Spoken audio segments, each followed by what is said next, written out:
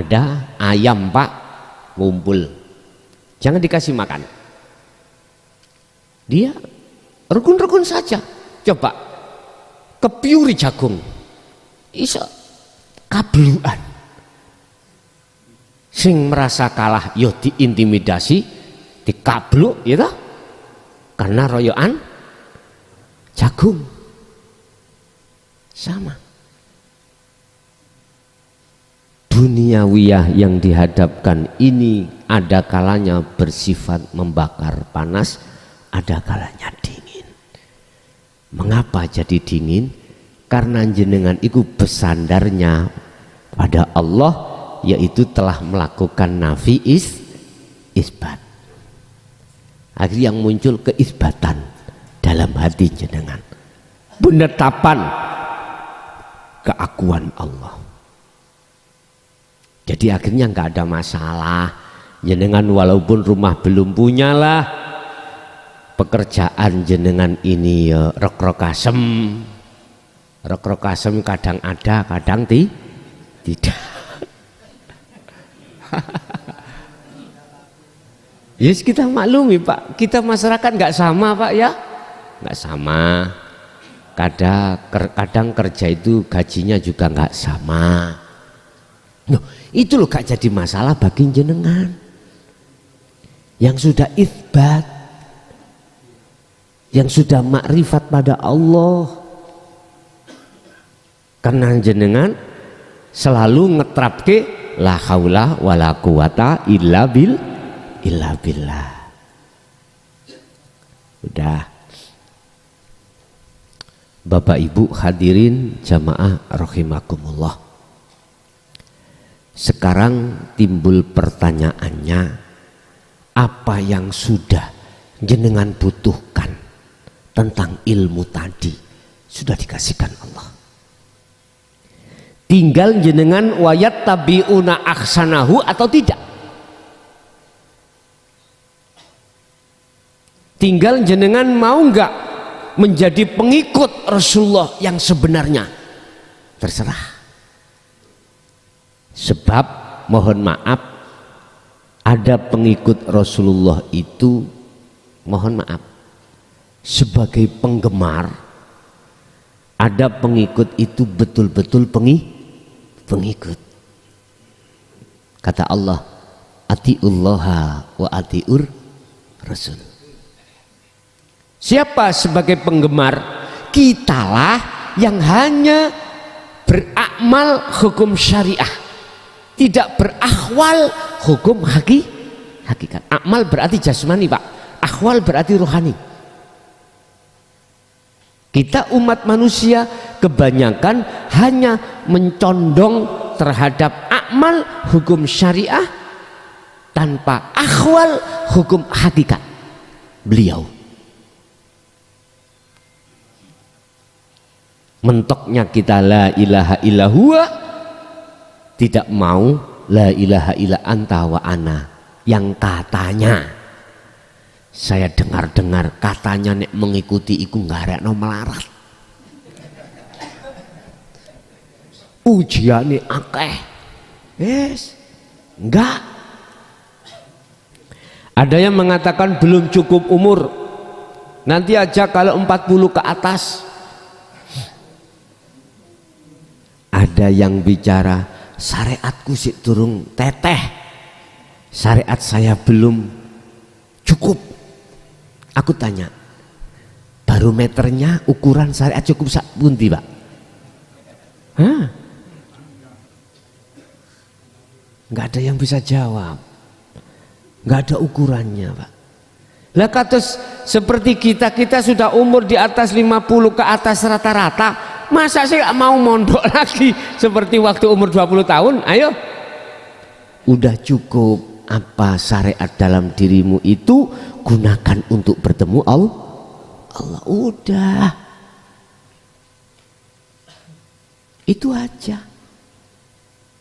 Sebab kita itu sisa umur kita kebanyakan itu tinggal sedikit daripada yang sudah kita lewati.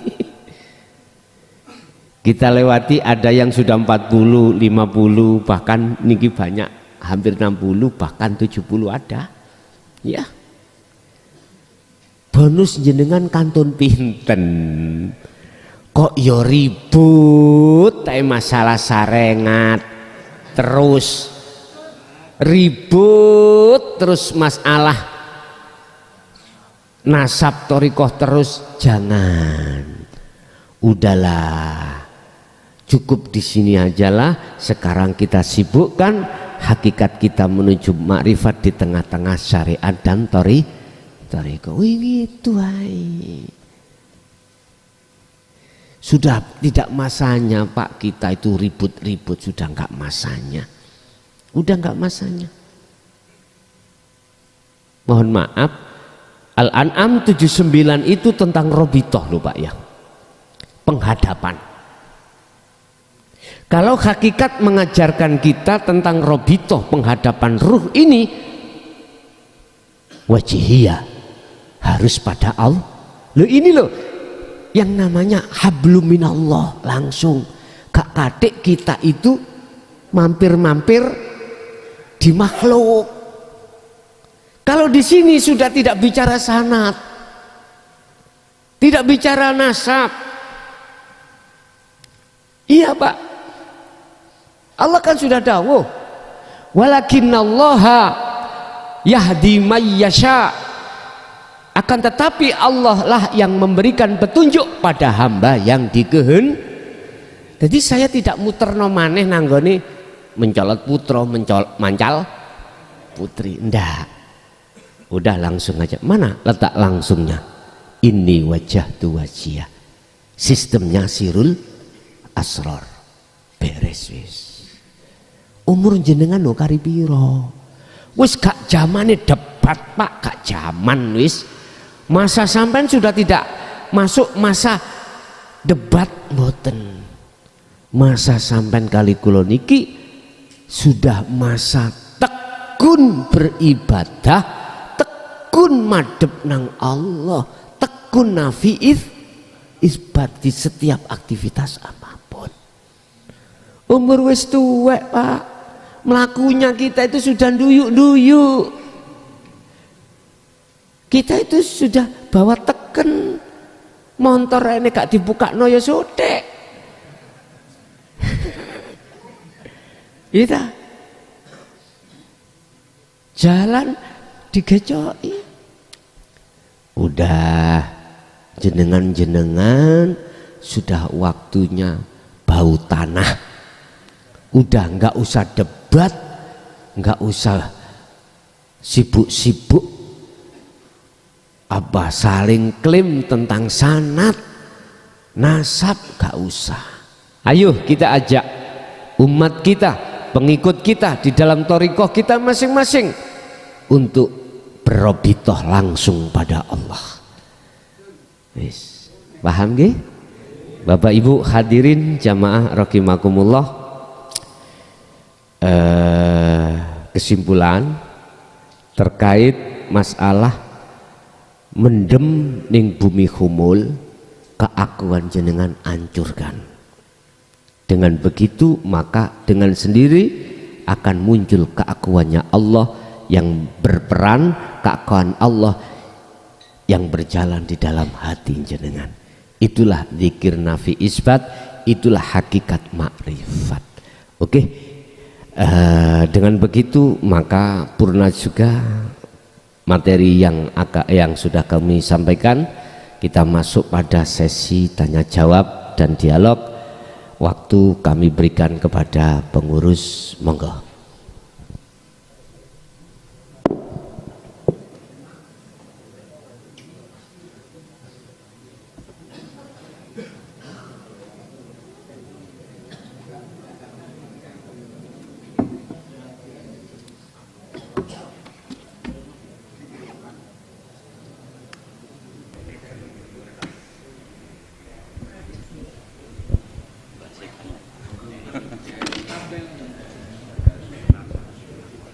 Nggih, sugeng rawuh, monggo. Nggih. Para bapak hadirin dalam poros sedherek kang dihatken hormatan nggih, ibu-ibu. Mboten kraos niki sampun 1,5 jam niki penyampaian materi. Kemudian acara berikutnya itu tanya jawab nggih. Alon-alon mawon, monggo Gus, kopine Gus nggih. Untuk pertanyaan bapak-bapak diberi kesempatan 3 orang, okay. Kemudian putri maka diberi kesempatan 2 orang. Jadi untuk malam ini ada 5 penanya, okay. Baik itu yang ditanyakan itu pertanyaan yang sudah disiapkan dari rumah boleh, yang sesuai dengan materi yang baru saja disampaikan juga boleh. Ya, kita mulai dari bapak-bapak dulu. Ini Pak Ustadz selalu bertanya ini dari Kerangkongan nih Pak Ustadz Mas Huri, monggo disilakan.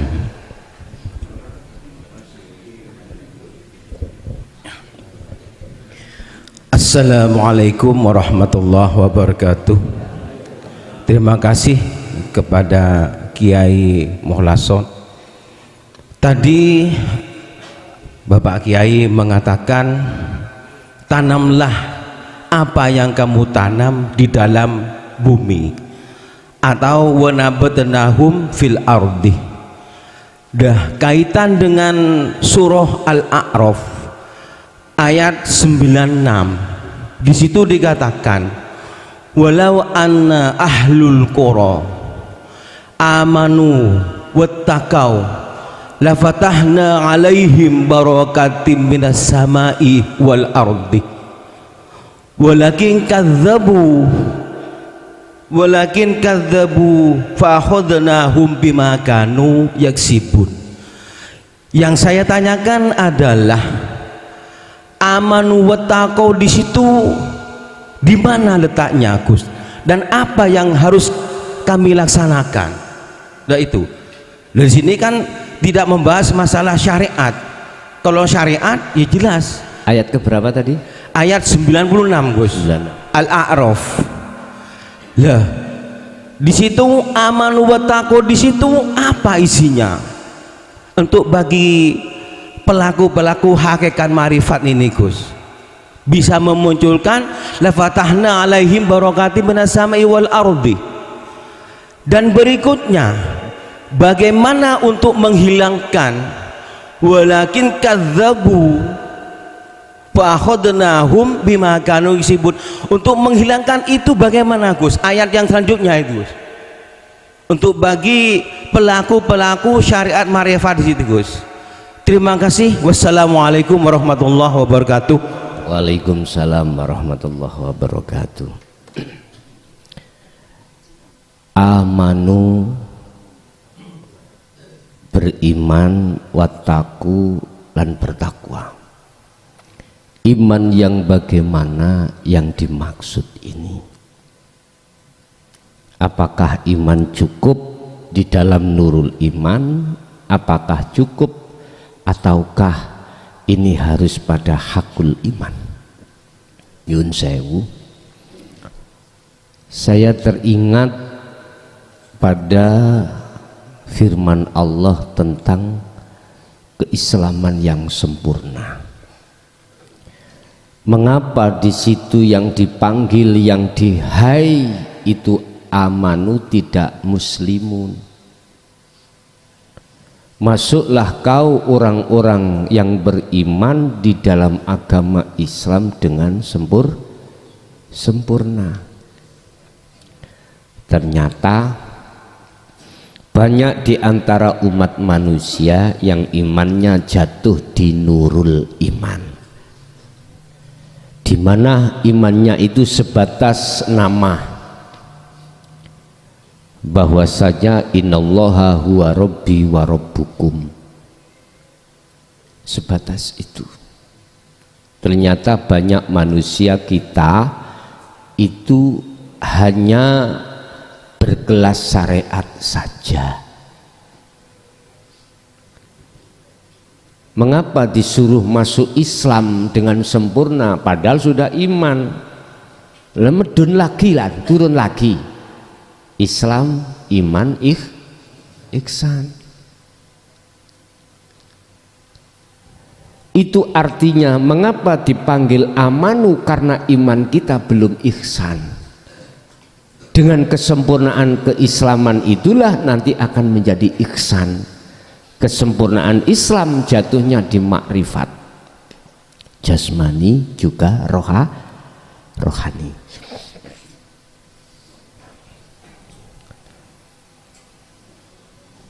Bahasa di surah firman Allah di surat Al-A'raf ya 96 tadi tentang amanu. Apabila satu kaum itu benar-benar beriman, intinya beriman yang hakul iman, bukan nurul iman, Pak, yang sudah sampai pada makrifat. Ini maksudnya imannya sudah betul-betul iman, berarti sebut ihsan. Anta budallaha ka'annaka taroh, ketika kau beraktivitas menyembah seakan-akan kau bisa melihat. Niki minimal makrifatnya di muraqabah, minimal. Nanti itu diteruskan akan sampai ke musyahadah. Kalau ke musyahadah yang katanya nggak suka-suka gula siti jenar nunggu akhirnya. Jangan berhenti di muraqabah. Jadi iman ini letaknya adalah di hakul iman, artinya iman yang benar. Iman yang benar itu jatuhnya pada iman dalam hati kita sudah tidak ada selain Allah, yang segala hal apapun. Contoh nyun sewu, apa yang terjadi pada diri jenengan atau di luar diri jenengan, makhluk ini tak malunnya hati jenengan, jatuhnya tak malunnya Allah. Wa ma tak malun, apa yang ada pada dirimu tentang pergerakan apapun, itu semata-mata dari Allah, bukan datangnya dari si makhluk itu, bukan. Nah inilah maksudnya amanu di dalam ayat ini. Wattaqau, takwa. Amanu ini akan meningkat dari fana ke kamil, dari kamil ke baqo, dari mahfud ke maksum. Ketakwaan dari sisi ilmu amal terus diistiqomahkan. Bahasa takwa di sini adalah berunsur dari ilmu amal istiqomah. Jangan dinul haq, amal dilakukan, dipraktekkan untuk membenarkan iman kita supaya menjadi ihsan. Kalau ihsan muraqabah supaya bisa sampai ke musyahadah, maka ditutup istiqomah. 3 hal rangkaian inilah Bapak Ibu yang disebut takwa.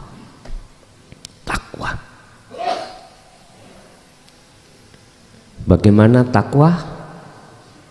Menurut pandangan syariat jasmani.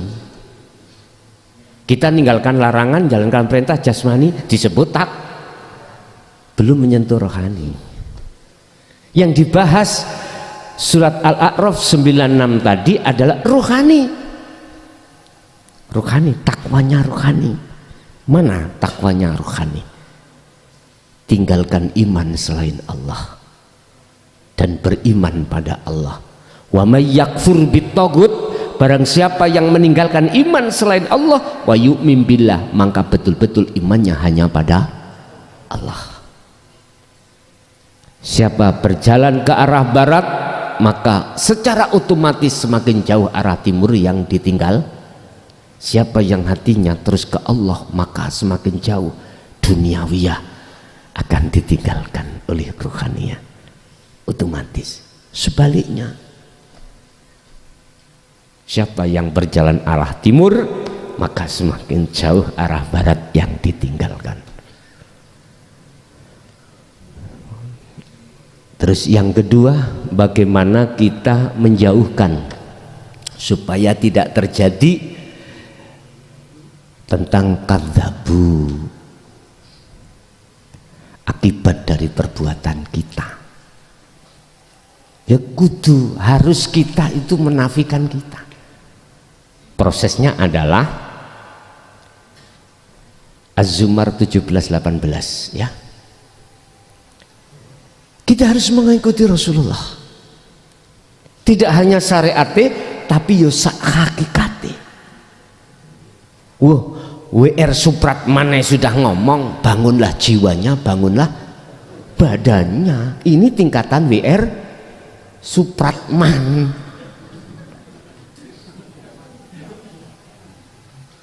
Iya toh Pak ya? Tertuang dalam lagu kebangsaan Indonesia, dan itu tidak yang menciptakan ahli tasawuf Pak, termasuk beliau Mbah Hasyim Asy'ari ya tak? Terlibat di ulama-ulama tasawuf Pak, iku ngarang di bahasa Indonesia kan, cuman kita sendiri yang kurang dididik tentang ilmu tasawufnya, akhirnya tidak menjadi ayat bagi kita. Sama dengan Pancasila. Mengapa sila pertama itu kok tidak diletakkan selain daripada ketuhanan yang Maha Esa? Kok diletakkan yang pertama? Ada apa?